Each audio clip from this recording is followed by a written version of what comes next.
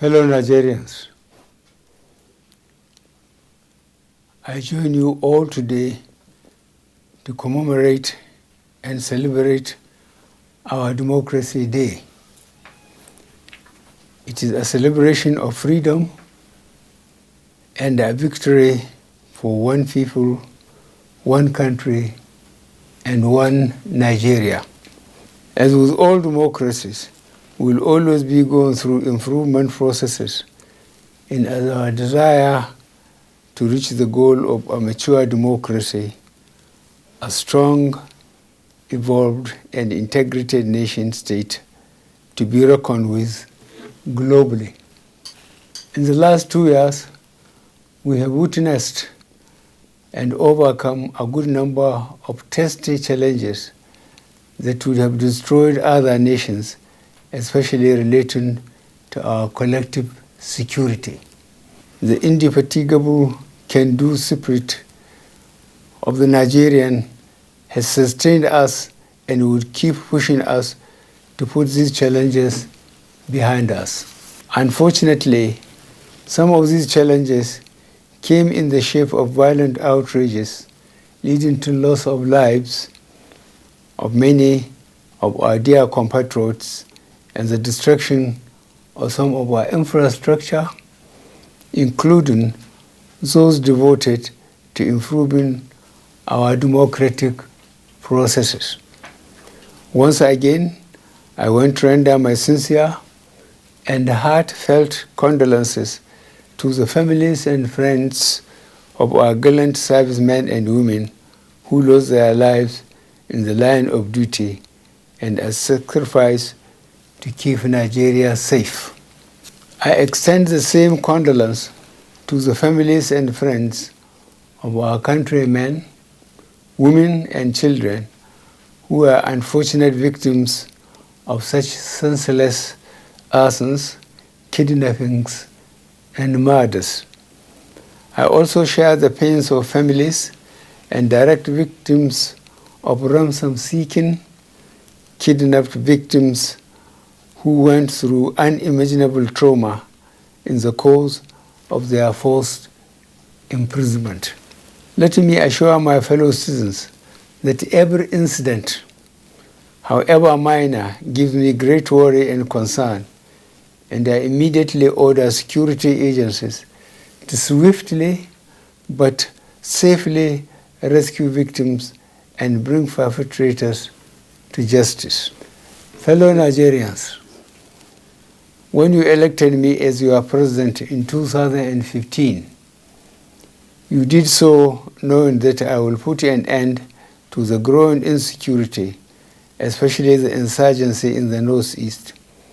But the unintended consequences of scattering them in the Northeast push them further in-country, which is what we are now facing and dealing with. We will, by the grace of God, put an end to these challenges too.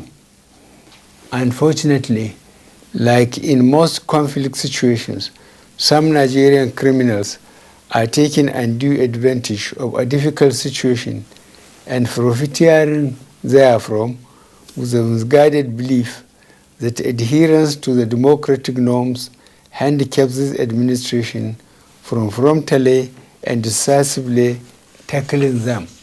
We are already addressing these obstacles, and we will soon bring some of these culprits to justice. We are, at the same time, addressing the twin underlying drivers of insecurity, namely poverty and youth unemployment. Interventions led by government and the Central Bank of Nigeria driving economic growth over the past 6 years are targeted mostly to the agricultural, services, infrastructure, power, and healthcare sectors of the economy.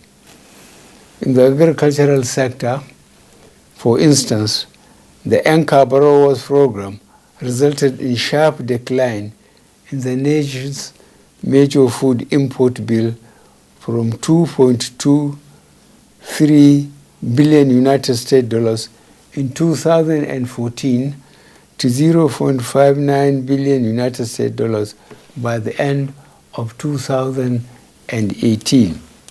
Rice import bill alone dropped from 1 billion United States dollars to $18.5 million annually.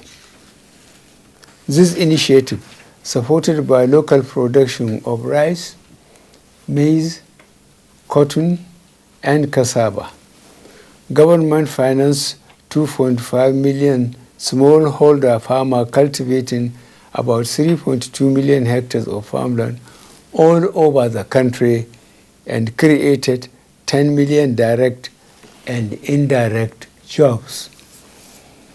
Several other initiatives, namely agribusiness, small and medium enterprise investment scheme, the non-oil export stimulation facility, the targeted credit facilities operated across the 774 local governments.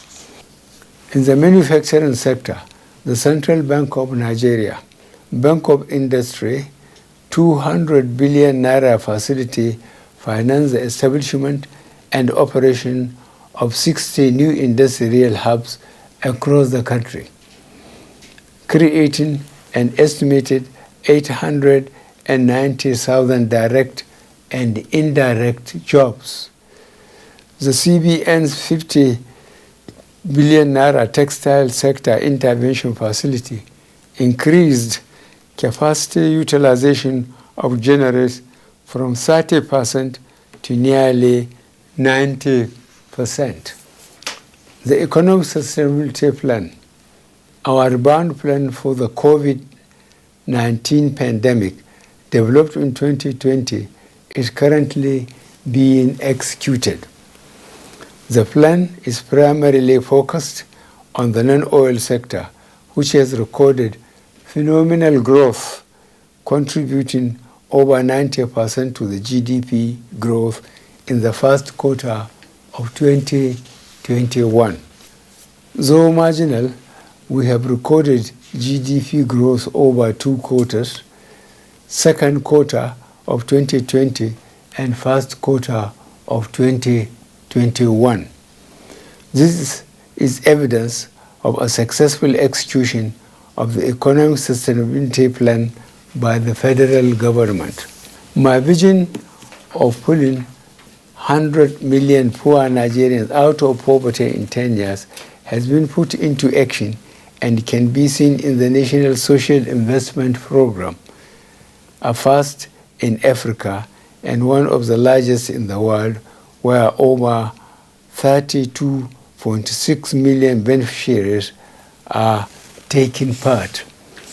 We now have a national social register of poor and vulnerable households identified across 708 local government areas, 8,723 wards, and 86,610 communities in the 36 states and the FCT.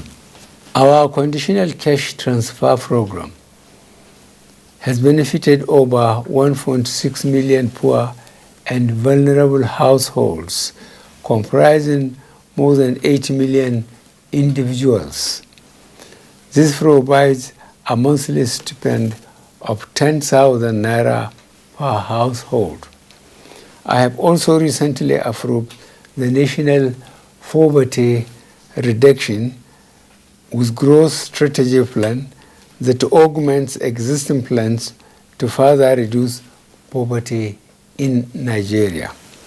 As at the end of 2020, the Development Bank of Nigeria had disbursed 324 billion naira in loans to more than 136,000 micro, small, and medium-scale enterprises through 40 participating financial institutions. I am to note that 57% of these beneficiaries are women, while 27% are the youth. We are able to do all this and still accelerate our infrastructure development through sensible, transparent borrowing, improved capital inflow, improving and increasing revenue through capturing more tax bases, and prudent management of investment proceeds in the sovereign wealth fund. Fellow Nigerians, our infrastructure revolution continues with key projects attaining critical milestones under the Presidential Infrastructure Development Fund: the second Niger Bridge, the Lagos-Ibadan Expressway, and the Abuja-Kaduna-Zaria-Kano Expressway. I have also approved the establishment of Infraco PLC, a world-class infrastructure development vehicle wholly focused on Nigeria with capital structure of 15 trillion naira. The rail system is not left out, as the Itape-Warri standard gauge rail was completed and commissioned 33 years after construction began. The Lagos-Ibadan double-track railway line, which I have just commissioned, has commenced operations.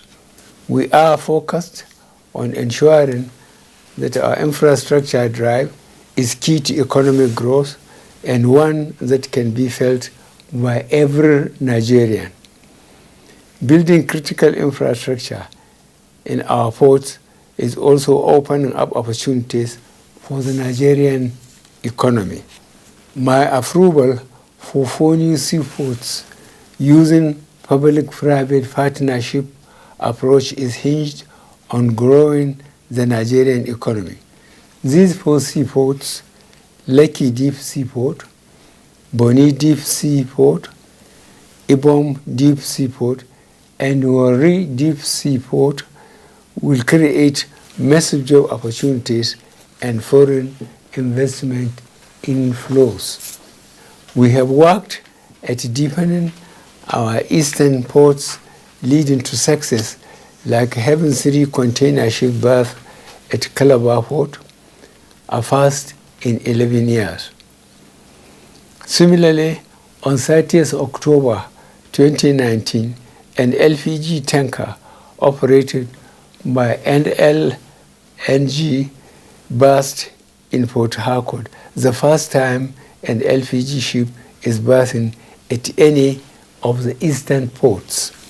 As we invest in these new assets, we have also made strides in ensuring that they are secured and protected. In this regard, I am also pleased to note the launch of the Nemasa Deep Blue project, which is an integrated national security and waterways protection infrastructure that I recently commissioned. This initiative is designed to add to the layer of security we have to safeguard our maritime sector. Dear Nigerians, I will be the first to admit that in spite of our efforts and achievements, which are there for all to see, there is still much more to be done, and we are doing our best in the face of scarce resources and galloping population growth rate that consistently outstrips our capacity to provide jobs for our populace. Our overall economic target of lifting 100 million Nigerians out of poverty in 10 years is our goal, notwithstanding COVID-19. In the last 2 years, we lifted 10.5 million people out of poverty. Farmers, small-scale traders, artisans, market women, and the like.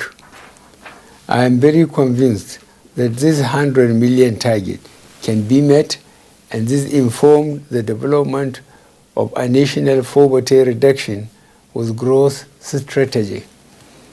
The specific details of this accelerated strategy will be unveiled shortly. In the last 1 year, Nigeria and the whole world faced COVID-19, for which no one was fully prepared. Our response to the pandemic involved making hard choices in balancing livelihoods and public health concerns. You are all living witnesses to how successful this has been due to a number of proactive measures put in place. Our response to COVID-19 is globally acclaimed. We were able to ensure that various lockdown measures did not impact too negatively on the ability of ordinary Nigerians to continue sustaining their livelihoods. During the pandemic, we disbursed 5,000 naira to 1 million Nigerians using a rapid response register and advanced 20,000 naira to 750,000 beneficiaries of the conditional cash transfer program and provided 1.37 million Nigerians with relatives from COVID.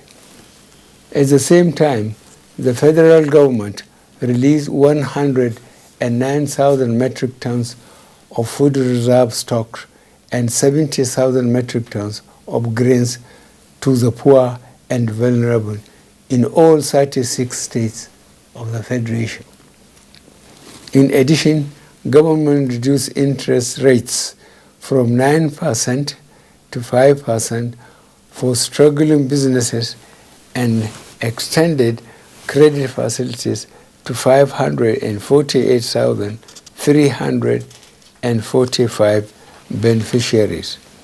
Fellow Nigerians, when this administration decided to change Democracy Day from 29th May to June 12th in my first tenure, it was not only to honor the sacrifices of the men and women of our country who fought for the return to democracy, but also to demonstrate our commitment to satisfy the aspiration of the people and creating an environment for democracy to be an accepted way of life.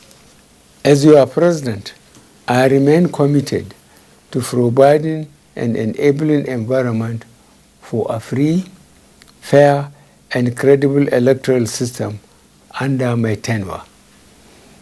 However, you need to play your part by getting involved at any level you can, supporting a democratic system that works for all and not for a section of a select few, and demand accountability from your elected leaders. My commitment to bequeathing a sustainable democratic culture remains resolute. My pursuit of a fair society remains unshaken, and my desire to see that Nigeria remains a country for each and every one of us has never been stronger. In responding to the challenges that this period imposes on us, government also recognizes the need to acknowledge notions of marginalization and agitations for constitutional amendments among various segments of our population. While this government is not averse to constitutional reform as part of our nation-building process, everyone must understand that the primary responsibility for constitutional amendments lies with the National Assembly. This body, which, as I said, is the arm of government responsible for constitutional changes, has concluded the preliminary stages of amending and improving our constitution in a way that the majority of Nigerians will be happy with.